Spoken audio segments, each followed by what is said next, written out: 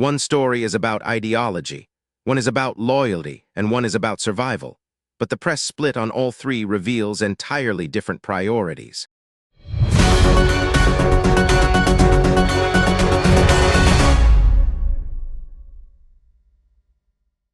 This is Parallax Newsroom. The divide is whether this Michigan primary is a movement or a spectacle. Abdul El-Sayed and another candidate are wrapping up their campaigns for the Democratic Senate nomination. MSNBC highlighted El-Sayed's closing pitch, framing it around getting money out of politics and putting cash in voters' pockets. The New York Post focused on streamer Hassan Piker and the phenomenon of white male voters backing a candidate the outlet labeled far left. The Washington Times kept it straightforward, noting that El-Sayed and his opponent are presenting distinct visions for the party. The read, MSNBC emphasized economic populism, quoting El-Sayed's pocketbook framing, while omitting any mention of his platform's ideological limits. The Post leaned into cultural spectacle, using the phrase white dude bros to cast the coalition as an online curiosity rather than a voting bloc, and skipping the candidate's policy aims entirely. The Washington Times offered the most neutral framing,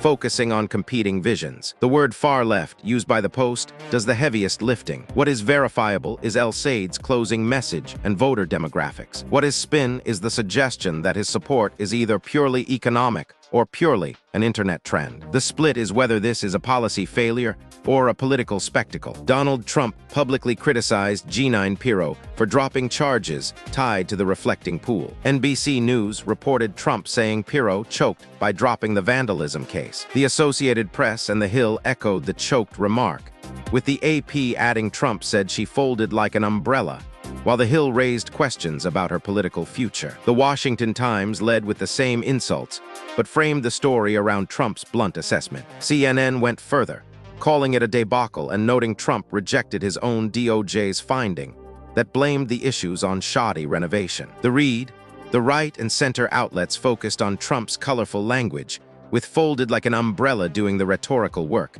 while omitting the underlying renovation report. CNN emphasized institutional friction, highlighting Trump's rejection of his own DOJ, which other outlets ignored. NBC kept it to the personal rift. What is verifiable is Trump's criticism and the dropped case. What is spin is CNN's framing of a debacle, which editorializes a bureaucratic decision. The stake is whether Pirro's standing survives a loyalty test. The disagreement is whether this is a family rift or a ballot crisis. Max Miller is facing calls to end his House campaign over abuse allegations. NBC News highlighted Senator Bernie Morneau, saying his former son-in-law should not serve in Congress. Axios reported Jim Renacci considering a run if Miller exits, and separately noted Trump telling Miller his candidacy is in trouble. The Hill focused on the procedural question of the Ohio GOP's deadline to replace Miller. The Washington Times echoed the Morneau angle, but kept the focus on the senator's statement. The read, NBC and the Washington Times centered the personal and familial break,